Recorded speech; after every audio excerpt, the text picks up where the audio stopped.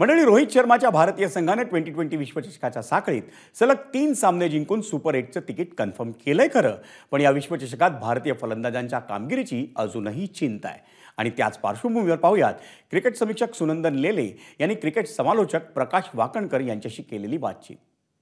प्रकाश, काय बघितलंस तू? काय वाटतं तुला की भारतीय संघानं काय कमावलं, काय सुधारणा करायला पाहिजे?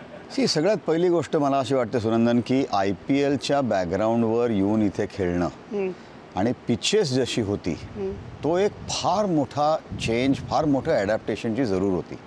आणि मी म्हणेन की म्हणजे अंक देणं किंवा मार्क देणं आपल्या हातात नसतं, पण मी म्हणेन की 6-10 पैकी भारताला मिळाले।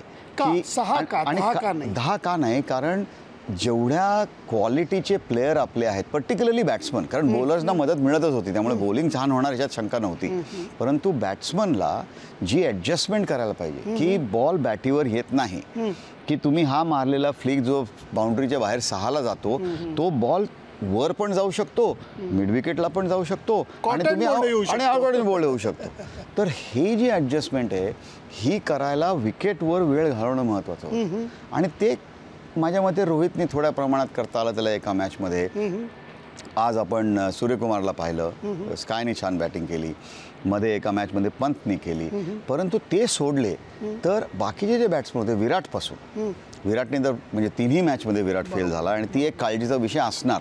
तर हे ॲडॅप्टेशन करणं, ज्याच्याबद्दल राहुल द्रविड पण बोलला, विक्रम राठोड पण बोलला की हे करणं महत्त्वाचं आहे आम्हाला, ह्याच्यामध्ये थोडंसे कुठेतरी आपण कमी पडलो आणि त्याचा विचार पुढच्या मॅचेससाठी करणं महत्त्वाचं आहे की त्या कंडिशन्स जज करून कसं खेळायला पाहिजे। बरोबर, कारण बॉलर्सनी आपली कामगिरी चोख पार पाडलेली आहे। त्यांनी बऱ्यापैकी स्वतःच्या विचारांच्या पुढं न जाता मदत करणाऱ्या विकेटवरती प्रभावी मारा करून दाखवलेला आहे आणि सगळ्यांनी मिळून समोरच्या टीमची शिकार केली आहे। पण प्रकाश, हे इथलं विकेट जरा जास्तच खतरनाक होतं, तसं विकेट फ्लोरिडा किंवा वेस्ट इंडिजमध्ये नसेल, ॲग्रीड, पण तरीही वेस्ट इंडिजमध्ये सुद्धा विकेट ही वेगवान नसतील असंच बोललं जातं। तुझा अनुभव काय सांग? माझाही अनुभव असाच आहे की स्पिनर्सना, पहिली गोष्ट जे आपले दोन्ही रिस्पिनर्स आहेत जे खेळलेले नाहीत अजून एकही मॅच, मला वाटतं spinners will come into play. त्यांना तिथे संधी मिळेल, त्यांना तिथे आपला परफॉर्मन्स दाखवायला लागेल। एखादा सीमर आपल्याला कमी करायला जमला आणि बॅलन्स टीमचा करता आला, कारण इथे रोहित बोलला की आम्हाला बॅटिंग लांब पाहिजे म्हणून आम्ही 4 ऑलराऊंडर खेळवले, बरोबर राईट, 2 लेफ्ट आर्म स्पिनर आणि 2 बॅटिंग ऑलराऊंडर्स।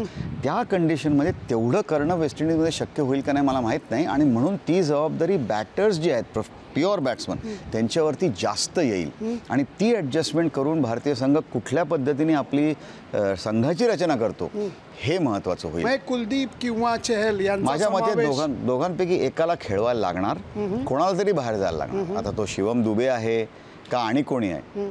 जडेजाचा परफॉर्मन्स गेल्या काही काळामध्ये T20मध्ये तेवढा नाही जेवढा आपण एक्सपेक्ट करायला आलो, आणि जडेजा आणि अक्षरमधली जी इंटरनल पॉझिटिव्ह फाईट आहे ती पण खूप रोचक आणि इंटरेस्टिंग आहे की काय होणार आहे। तर माझ्या मते संघाचा बॅलन्स, कंडिशन्स आणि ऑपोजिशन, म्हणजे ऑस्ट्रेलियाची टीम जर बघितली तर मला वाटतं की त्याच्यामध्ये इतके राईट हँडर्स आहेत की त्याप्रमाणे ॲडजस्ट करायला लागेल। या सगळ्या गोष्टींचा विचार हा पुढचं पाऊल टाकताना करायला लागणार आहे। त्यामुळे भारतीय संघाचा सुपर 8मध्ये झालेला प्रवेश हा समाधानाचा आहे, आनंदाचा आहे, हुरळून जाण्याचा नाही आहे, एवढाच महत्त्वाचा मंत्र आहे। सुनंदन लेले आणि प्रकाश वाकणकर, न्यूयॉर्क।